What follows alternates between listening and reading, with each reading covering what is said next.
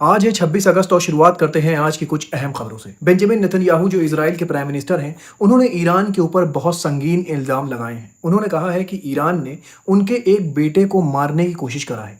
लेकिन Benjamin Netanyahu ने आगे डिटेल नहीं दिया कि उनके कौन से बेटे को मारने की कोशिश किया है, कैसे मारने की कोशिश किया है। बस बेंजामिन नेतन्याहू ने यह बताया कि उनके बेटे को मारने की कोशिश करी गई है और इसमें ईरान का हाथ है। अब एक खबर मैं आपको और ईरान से बता दूं। अमेरिका के ट्रेजरी डिपार्टमेंट के सेक्रेटरी हैं जिनका नाम है स्कॉट बेसेंट। उन्होंने आज प्रेस से बात करते हुए कहा कि ईरान के प्रेसिडेंट मसूद पेजेश्कियान और ईरान के पार्लियामेंट मेंबर गालिबाफ दोनों ये बात कह रहे हैं कि हमारी कंट्री भले ही वेपन्स से कितनी ज़्यादा मजबूत हो जाए, लेकिन अगर इकोनॉमिक क्राइसिस आते हैं तो हमारी कंट्री अंदर से टूट जाएगी। और स्कॉट बेसेंट ने इन दोनों लीडर का बयान बाकायदा पोस्ट किया है, मतलब कि कंट्री चाहे जितनी मजबूत हो जाए वेपन से, अगर इकोनॉमिक क्राइसिस आते हैं तो कंट्री टूट जाती है। और इसी के साथ स्कॉट बेसेंट ने कहा कि डोनाल्ड ट्रंप ने जो प्रेशर बनाया हुआ है ईरान के ऊपर, तो अब वो काम करता हुआ दिखाई दे रहा है। मतलब कि अब ईरान के अंदर इकोनॉमिक क्राइसिस आते हुए दिखाई दे रहे हैं। अब एक खबर मैं आपको और अमेरिका से बता दूं।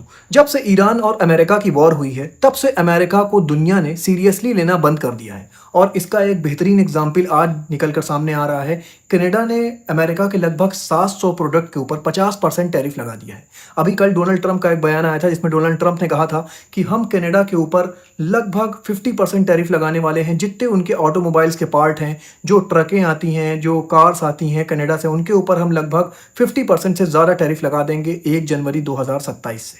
और उसी का पलटवार करते हुए आज कनाडा ने अमेरिका के 700 प्रोडक्ट के ऊपर 50% टैरिफ लगा दिया। और कनाडा ने कहा ये सितंबर से एप्लीकेबल हो जाएगा। मतलब डोनाल्ड ट्रंप कह रहे हैं जो हम टैरिफ लगाने वाले हैं वो जनवरी से एप्लीकेबल होगा, तो कनाडा ने कहा आप इतनी दूर क्यों जा रहे हैं, हम जो टैरिफ लगाने वाले हैं आपके ऊपर वो सितंबर से एप्लीकेबल हो जाएगा। दोस्तों, अब पूरी दुनिया जान चुकी है कि अमेरिका जो अपने आप को सुपर पावर कह रहा था, वो ईरान से जब जंग नहीं लड़ सकता है, जब ईरान से वो जीत नहीं सकता है, इस वजह से दुनिया अब अमेरिका को सीरियसली नहीं ले रही। और अमेरिका और कनाडा की जो ट्रेड वॉर हो रही है, इसमें कनाडा भी अमेरिका के ऊपर अब टैरिफ लगाने से पीछे नहीं हट रहा है। अब मैं खबर आपको गाजा से बता दूं।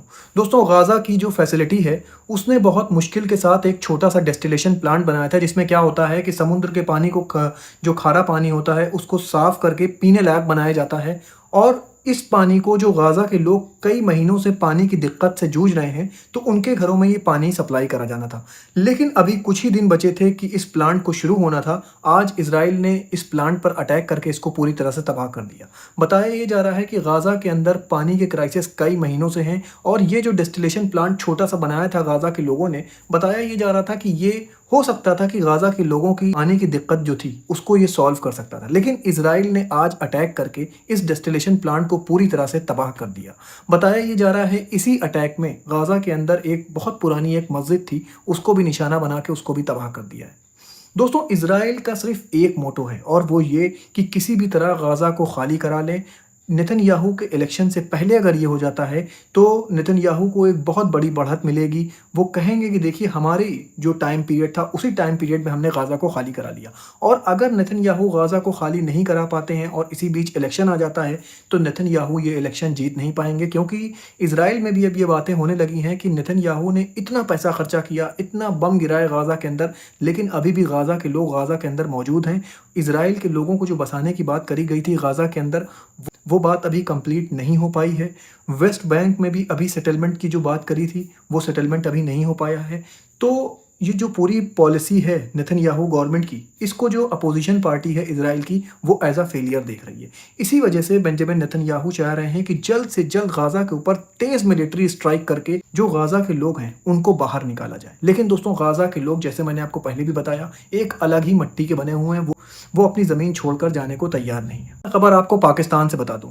दोस्तों, पाकिस्तान ने $10 बिलियन की डिमांड करी है अमेरिका से। बताया ये जा रहा है कि पाकिस्तान ने $10 बिलियन की करेंसी स्टेबलाइजेशन फैसिलिटी मांगी है यूएस ट्रेजरी से। जो अमाउंट पाकिस्तान ने मांगा है यूएसए से, बताया ये जा रहा है ये हिस्ट्री का सबसे बड़ा अमाउंट है, $10 बिलियन का। इसी के साथ मैं आपको बता दूं जो अभी कर्ज है पाकिस्तान के ऊपर वो लगभग $12 बिलियन का है, कि शॉर्ट टर्म बायलैटरल डेट है जो लगातार रोल ओवर हो रहा है, वो अभी तक पे नहीं हो पाया है। ये जो $12 बिलियन का लगातार रोल ओवर हो रहा है, ये पाकिस्तान को देना है चाइना को, सऊदी अरेबिया को और कुवैत को। अब मैं खबर आपको रशिया से बता दूं। दोस्तों, रशिया की सबसे बड़ी पॉलीमर बनाने वाली जो कंपनी थी उसके अंदर आग लग चुकी है। उसकी पॉलीमर बनाने वाली जो यूनिट है उसमें आग लग चुकी है। बताया ये जा रहा है ये फैसिलिटीज़ लगभग 10 से 12 बिलियन डॉलर की थी। ये जो वेंचर था ये रशिया और चाइना का जॉइंट वेंचर, इसमें रशिया का परसेंटेज लगभग 60% था और चाइना का 40% था, जिसमें बताया ये जा रहा है आज इसके पॉलीमर यूनिट में आग लग गई है। ये दुनिया की सबसे बड़ी पॉलीमर बनाने वाली कंपनी थी।